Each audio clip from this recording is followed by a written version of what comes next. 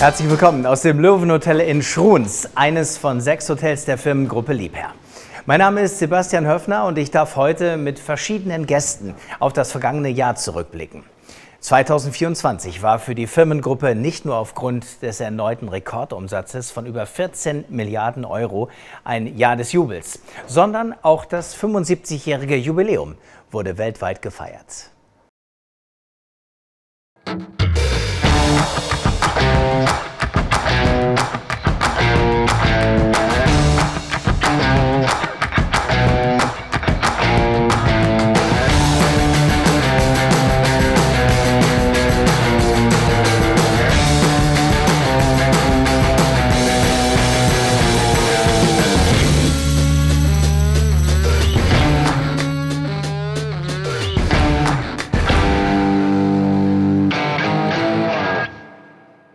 »75 Jahre Liebherr und immer noch unglaublich erfolgreich«, wie wir eben schon gehört haben. Der Rekordumsatz von 2024 wird ja noch bedeutender, wenn wir auf die allgemeine Wirtschaftslage im vergangenen Jahr blicken, das für viele von Wandel und Unsicherheiten geprägt war. Wie es Liebherr trotzdem geschafft hat, so erfolgreich zu bleiben, das erklärt uns jetzt ein Mann, der den Überblick über die Zahlen hat. Steffen Günther als Mitglied des Direktoriums der Firmengruppe zuständig für die Finanzen.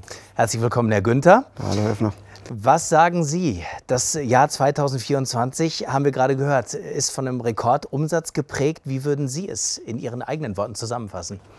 Also in einem Satz, des Jubiläumsjahr war für die Firmengruppe Liebherr sehr erfolgreich, insbesondere im letzten Quartal, aber auch durchaus geprägt durch richtig große Herausforderungen, die wir, glaube ich, ganz gut hinbekommen haben.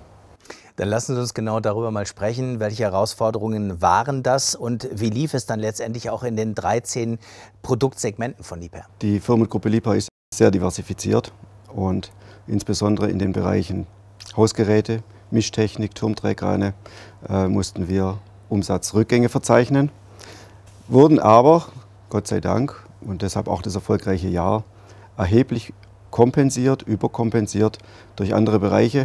Wir reden über die Luftfahrtindustrie, also unsere Aerospace-Aktivitäten. Wir reden über Mining-Aktivitäten und insbesondere auch die Raupen- und Mobilkrane, die erheblich eben zu dem Wachstum beigetragen haben und so die Gruppe insgesamt doch auf ein ganz erfreuliches Niveau bringen konnten. Ein Erfolgsrezept der Firmengruppe ist ja auch, dass auch in den Zeiten des Wandels immer neue Projekte angestoßen werden und Liebherr da weiterhin Investitionen auch in die Zukunft tätigt. Wovon können Sie uns da berichten? Wo hat die Firmengruppe investiert? Ich habe vorhin über Aerospace in Toulouse geredet. Dort haben wir den Standort vergrößert. Wir haben den Standort in den USA erheblich vergrößert aufgrund eines sehr großen Auftrags aus dem Mining-Bereich, ein Rekordauftrag der FMG Group in Höhe zwischen 2 und 3 Milliarden Euro. Weitere Investitionen, auch in Deutschland haben wir investiert, in das Ausbildungszentrum, ein neues Ausbildungszentrum angrenzend an das heutige Werk in Ehingen. Und auch im Bereich Hydraulikzylinder konnten wir die Fertigung jetzt konzentriert an einem Standort aufbauen und das ist zum Abschluss gekommen, war sehr gut. Ein Blick nach Österreich, dort war insbesondere im Bereich der Radlader haben wir ein neues Werk jetzt, oder haben wir noch nicht gebaut, soll 2029 fertig werden. Das Grundstück haben wir gekauft, das ist in der Steiermark südlich von Graz, über 200.000 Quadratmeter. Und dann konnten wir noch zum Abschluss bringen in Lienz, in unserem Kühlgerätewerk, dort haben wir ein Logistikzentrum in Betrieb genommen. Also alles positive Themen, zum einen abgeschlossen, zum einen begonnen. Also sowohl das vergangene Jahr als auch das kommende Jahr lässt mich wirklich sehr, sehr positiv stimmen. Liebherr wäre nicht so erfolgreich ohne seine Mitarbeiter und Mitarbeiterinnen. Über 50.000 Mitarbeitende aus allen Fachgebieten sind da weltweit tätig. Welche Bedeutung haben qualifizierte Fachkräfte für die Firmengruppe? Ja, also das Thema Fachkräftemangel ist in aller Munde und deshalb müssen wir sicher mehr tun. Und da helfen uns unsere eigenen Ausbildungszentren gegen den Fachkräftemangel anzugehen und eben diese Stellen. Und Sie haben es gesagt, über 50.000. Es waren 55.000 zum Jahresende. Und Liebherr stellt ein oder wächst netto zwischen 1.000 und 2.000 Mitarbeitende pro Jahr. Das ist eine schöne, stetige Zahl. Und obwohl wir wissen, die Wirtschaft geht rauf und runter, Liebherr wächst mal mehr, mal weniger. Und ich denke, dieses stetige Wachsen, und dieses stetige am Markt sein hilft uns sicher da und die Marke Liebherr hilft uns da auch mit dem guten Namen eben die qualifizierten und die qualifiziertesten Fachmitarbeiter gewinnen zu können. und zu halten natürlich. Dann lassen Sie uns ganz kurz noch auf das Jahr 2025 blicken. Was erwarten Sie von diesem Jahr? Ja, 2025 wird ein spannendes Jahr, aber ich erwarte eher eine Seitwärtsbewegung. Die Liebherr-Gruppe ist ja in den letzten 5 Jahren, wenn man den Durchschnitt nimmt, zwischen 8 und 9% gewachsen. Diesen Trend auf dem Niveau, den sehe ich nicht fürs kommende Jahr. Wir haben ja im vergangenen Jahr jetzt dieses Wachstum zwischen 4 und 5% hingelegt und im kommenden Jahr, also jetzt 2025, rechne ich schon mit einer Seitwärtsbewegung, also keine großen Umsatzsteigerungen. Eben konjunkturbedingt, wir erwarten keine großen konjunkturellen Entwicklungen, insbesondere in unserem größten Markt in Deutschland. Und das heißt Seitwärtsbewegung beim Umsatz, aber ein konstantes Betriebsergebnis, leicht unter dem Niveau des Jahres 2024. Aber angesichts der vielen schwierigen Entwicklungen und Herausforderungen denke ich, also es wird ein solides Jahr werden, aber mit Sicherheit nicht die Wiederholung eines Rekordjahrs wie in 2024 das der Fall war. Ich sage an der Stelle vielen, vielen Dank für die Einblicke und Ausblicke und sage Dankeschön, Steffen Günther. Gerne. Dankeschön. Von den Zahlen und Fakten kommen wir jetzt zu einem Mann, der ebenfalls Rekorde gebrochen hat, allerdings in sportlicher Hinsicht. Er ist der erfolgreichste deutsche Tischtennisspieler, war zeitweise die Nummer 1 der ITTF-Weltrangliste und er nahm an 7 Olympischen Spielen teil. Der Mann heißt Timo Boll und seit 2005 ist Liebherr der verlässliche Partner als Sponsor der deutschen Nationalmannschaft. Ich habe dieses Ausnahmetalent in Düsseldorf getroffen.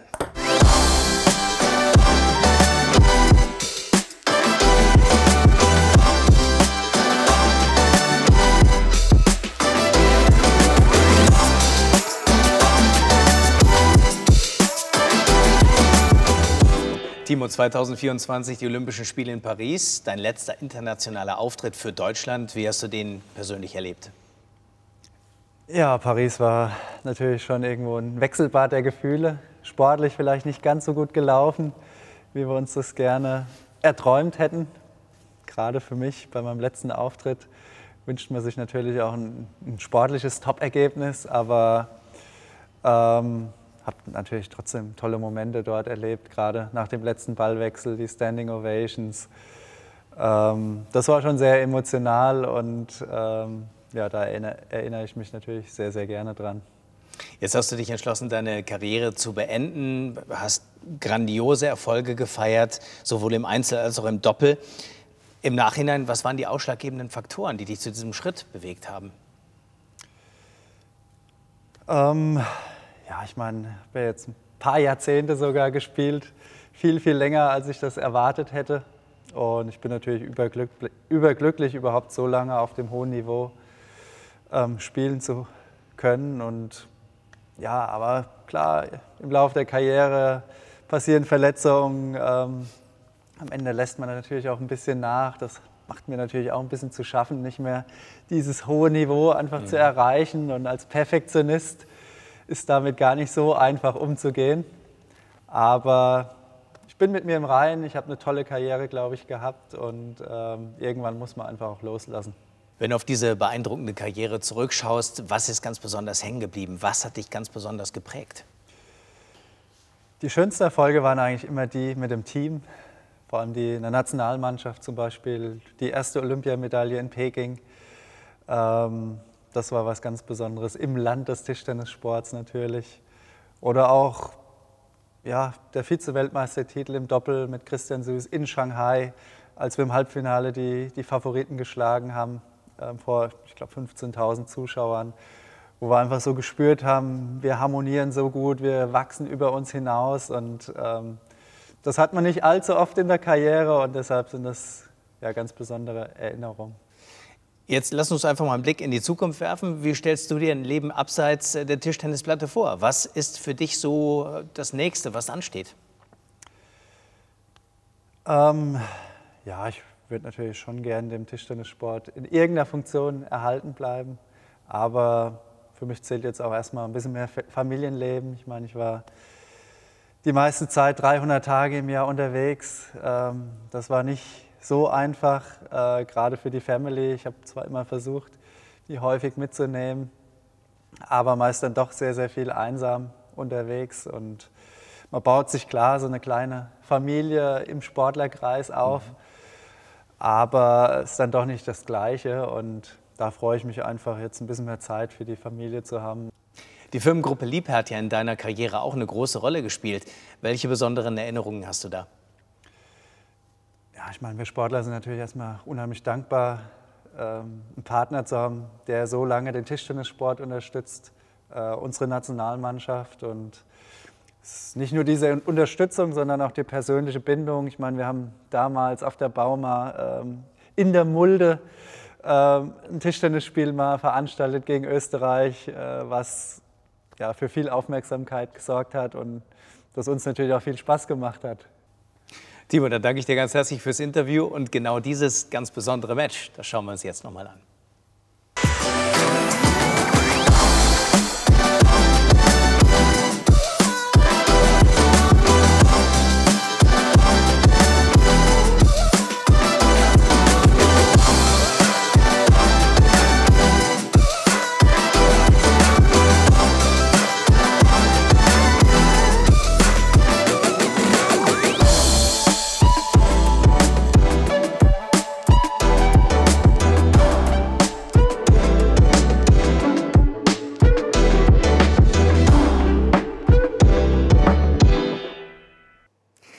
Dass Tischtennis-Rekordmeister Timo Boll gut zu Liebherr passt, haben wir eben gesehen. Dass diese riesigen Mining-Maschinen im letzten Jahr selbst für einen Rekord gesorgt haben, das erzählt uns jetzt Dr. Jörg Lukowski, Executive Vice President Vertrieb und Marketing von Liebherr Mining. Der ist uns jetzt zugeschaltet. Hallo, Herr Dr. Lukowski, schön, dass Sie sich die Zeit genommen haben. Ich habe gehört, Sie sind gerade in einem Werk. Wo genau befinden Sie sich? Guten Tag, ich bin zugeschaltet aus unserem Werk in Colmar im Elsass in Frankreich, wo wir unsere Hydraulikbagger für die Mining-Industrie produzieren. Genau diese Mining-Bagger spielen ja auch bei dem Auftrag des Jahres eine riesengroße Rolle. Die globale Technologie-, Energie-, Metall-Bergbaugruppe Fortescue hat auf der Fachmesse MINExpo in Las Vegas einen Vertrag über 475 Maschinen unterschrieben. Was genau bedeutet diese Partnerschaft für Liebherr? Ja, zunächst ist das in der Tat der größte Einzelauftrag, den wir in unserer 75-jährigen Firmengeschichte abschließen konnten. 2,5 Milliarden Euro oder 2,7 Milliarden US-Dollar. Und hinzu kommt noch das After-Sales-Geschäft über 10 Jahre. Ganz wichtig ist aber darüber hinaus, dass wir mit dieser Partnerschaft Know-how kombinieren. Know-how zwischen einem der Top-Eisenerzkonzerne, einem der Top-Mining-Unternehmen in der Welt und dem Haus Liebherr. Und diese Partnerschaft, da sind wir fest von überzeugt, wird sehr schnell Innovationen und neue Lösungen erarbeiten können, die es bisher noch nicht gegeben hat. Und was bedeutet das für Ihre Position in der Industrie? Ja, ich denke, wir können heute schon sagen, dass uns das sicherlich an die Topspitze in der Industrie als Maschinenbaulieferant von Mining-Maschinen bringen wird. Wie ich gesagt habe, wir haben hier die einmalige Chance durch die Kombination des Know-hows von zwei Firmen, einer Firma, die die Maschinen einsetzt und einer Firma, die viele, viele Jahre Erfahrung hat, Maschinen herzustellen. Wir können durch die Kombination dieses Know-hows viel schneller Lösungen schaffen, die auch praktikabel sind. Was sind denn die wichtigsten Neuentwicklungen im Rahmen dieses Projekts? Da gibt es einige, aber ich will vielleicht nur schnelle Beispiele nennen. Zunächst mal ist das der Liebherr T264 240 Tonnen Mining Truck, den wir im Rahmen des Projektes mit einem komplett neuen Antrieb ausstatten. Wir werden diesen Truck mit einem Batterieantrieb ausstatten. Gleiches gilt für ein anderes Produkt, was wir komplett neu entwickeln. Das ist die Schubraupe PR776. Die ebenfalls im Projekt mit einem Batterieantrieb ausgestattet wird und die wir ab 2029 bereits dann in den Einsatz liefern werden. Und das dritte Beispiel ist ein Autonomiesystem. Auch hier kombinieren wir Know-how aus der Praxis und von uns als Maschinenbauer, um ein komplettes Autonomiesystem zum Einsatz der Trucks zu schaffen, das auch so in der Form bisher noch nicht in der Industrie da war. Und was resultiert hieraus für andere Unternehmen in der Mining-Industrie? Ein besonders tolles Bonbon ist aus dem Vertrag, dass wir vereinbart haben, dass die Lösungen auch für andere zur Verfügung stehen. Wir können also alles, was hier entwickelt wird, über die nächsten Jahre auch anderen interessierten Mining-Unternehmen anbieten. Ist Mining das einzige Produktsegment oder sind noch andere Liebherr-Gesellschaften in den Auftrag involviert? Ja, In der Tat, wir haben insgesamt 7 Liebherr-Gesellschaften, die an dem Projekt arbeiten. Neben den 3 Herstellerwerken sind noch auf jeden Fall zu nennen unsere 3 Komponentenwerke, die die Kernkomponenten für die Maschinen produzieren und liefern. Und last but not least, die Liebherr Australien, die den Auftrag hat, die Maschinen dann in Einsatz zu bringen und über die nächsten 10 bis 15 Jahre im Einsatz zu betreuen. Jetzt haben Sie gerade den Einsatz der Maschinen angesprochen. Wo sind hier die größten Herausforderungen zu sehen? Ja, es handelt sich um eine vollkommen neue Technologie, die wir hier in Einsatz bringen. Insofern, wir müssen den Beweis erbringen, dass die Maschinen auch unter den härtesten Einsatzbedingungen zuverlässig sind und betriebssicher sind. Und wir müssen auch noch den Beweis erbringen, dass die Betriebskosten für die Maschinen in der Tat im Einsatz nicht in keiner Form schlechter sind als die Betriebskosten von konventionellen, das heißt bisher im Einsatz befindlichen Maschinen. Im besten Fall, wenn wir unsere Arbeit gut machen, werden wir, so denken wir, sogar eine gute Chance haben zu erreichen, dass die Betriebskosten besser sein werden. Das sind doch richtig gute Aussichten. An der Stelle herzlichen Dank für Ihre Zeit, Herr Dr. Lukowski, und vielen Dank für die spannenden Einblicke. Ja, gerne geschehen und vielen Dank auch an Sie. Ja, wir haben es eben gehört. Die Firmengruppe blickt mit Zuversicht nach vorne und setzt auf die Zukunft des Unternehmens. Angesichts des Fachkräftemangels engagiert sich Liebherr für junge Menschen wie Viktoria. Sie kam extra für ihre Ausbildung von Ecuador nach Lindenberg und ist bereits im 3. Lehrjahr. Und das sehr erfolgreich. Ihr Jahr 2024 war etwas ganz Besonderes. Da hat sie nämlich erfahren, dass sie dank ihrer guten Leistungen ihre Ausbildung um ein halbes Jahr verkürzen darf und anschließend bei Liebherr in Lindenberg übernommen wird.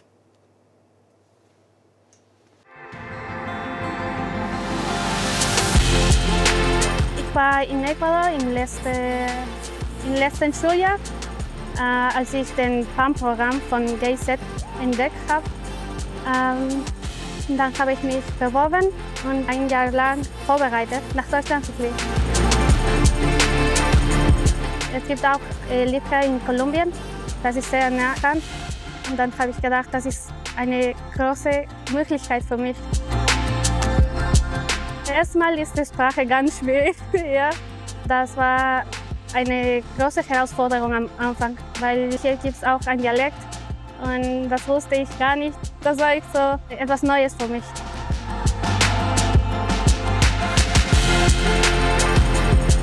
Ich dachte, die deutschen Leute sind auch kalt und unfreundlich, aber es ist ganz anders hier. Die Leute sind ganz freundlich, ganz nett. Und man kann einfach seine Meinung sagen, mit dem Chef zum Beispiel. Ich baue die Maschine um, ich vorbereite die Werkzeuge, kann mich sehr gut mit dem Steuern umgehen. Meine Kollegen zeigen mir alles, wie die Maschine funktioniert und erklären mir alles auch. Nach der Ausbildung will ich auch hier weiterbleiben, weil Liebherr ein sehr schönes Unternehmen ist.